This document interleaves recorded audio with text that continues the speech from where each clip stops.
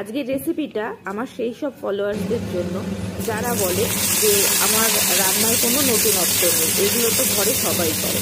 আসলে আমি তাদেরকে উদ্দেশ্য করে বলছি, আপনারা ওই একই ইনগ্রিডিয়েন্টস দিয়ে দেবেন 10 জনকে, তো দেখবেন 10 জনেরই রান্নার টেস্ট আর রান্নার ধরন কিন্তু আলাদা।